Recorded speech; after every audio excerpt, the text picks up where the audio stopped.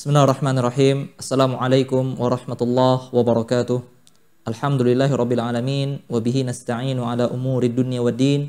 Asyhadu an la ilaha illallah wahdahu la syarikalah wa asyhadu anna sayyidana wa nabiyyana Muhammadan abduhu wa rasuluh sallallahu alaihi wa ala alihi wa sahbihi ajma'in. Amma ba'd. Ikhwani wa akhwati, saudara-saudariku kaum muslimin dimanapun antum berada, semoga Allah subhanahu wa ta'ala senantiasa melimpahkan keberkahan dan rahmatnya kepada kita semua.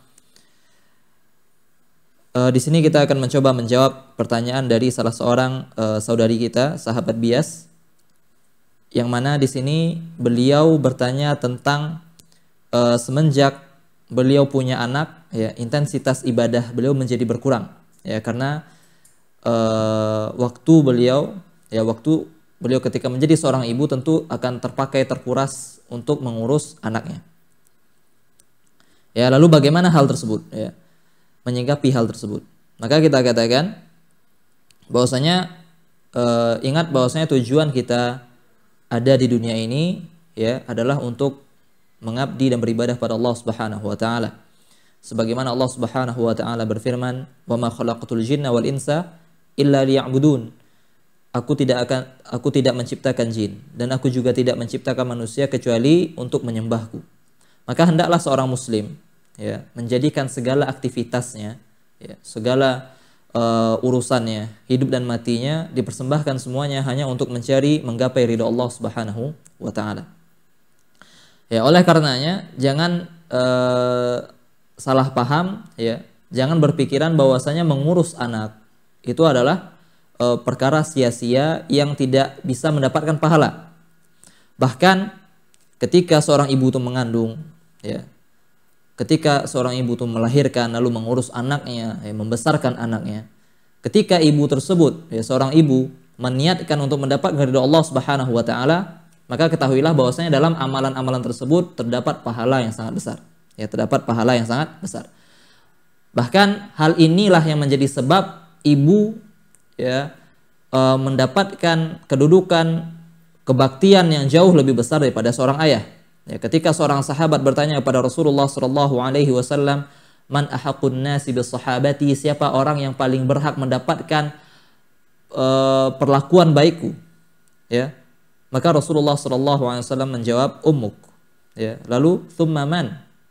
Lalu beliau bertanya lagi, sahabat tadi bertanya lagi, lalu siapa? Thumma ummuk. Lalu bertanya lagi, thumma ummuk. 3 kali Rasulullah sallallahu alaihi wasallam mengulang, orang yang paling pantas mendapatkan perlakuan baik kita adalah ibu. Ya, baru kemudian Rasulullah SAW mengatakan abuka, yaitu bapakmu. Ya. Apa yang menjadi faktor seorang ibu itu lebih banyak mendapatkan kebaktian dari anaknya, yaitu disebabkan ibu yang mengandung, melahirkan, mengurus rumah tangga, membesarkan dan sebagainya. Yang Allah firmankan wahnan ala wahnin, ya, benar-benar dalam keadaan lemah seorang ibu itu mengandung kemudian melahirkan anaknya. Oleh karenanya harus dipahami bahwasanya yang dulu, ya, mungkin seorang wanita dulu sebelum menikah atau sebelum melahirkan bisa melakukan ibadah-ibadah seperti sholat malam yang banyak, ya, kemudian sholat sunnah di siang hari yang banyak, ya, bisa berpuasa dan sebagainya. Kemudian setelah melahirkan, kalau seandainya puasa dia air susunya berkurang sehingga dia tidak bisa berpuasa. Lalu ketika dia capek, lelah, letih sehingga tidak bisa banyak melaksanakan sholat sunnah, begitu pula sholat malam karena kecapean, ya, maka ketahuilah, ya, wanita tersebut tidaklah berhenti ibadah, ya, akan tetapi ibadahnya berganti dalam bentuk yang lainnya. Ya, mungkin sholatnya berkurang, akan tapi dia mendapatkan pahala dari mengurus anaknya, dia mendapatkan pahala dari membesarkan dan mendidik anaknya, ya, dari pahala melahirkan dan sebagainya. Ya, begitu pula terdapat dalam sebuah hadis bahwasanya Rasulullah sallallahu alaihi wasallam bersabda, "Idza maridal 'abdu aw safara." Apabila seorang hamba itu sakit atau sedang safar, kutiba lahu mithlu ma kana ya'mal, maka akan dituliskan untuknya, ya, pahala, ya, sebagaimana dahulu yang dia amalkan.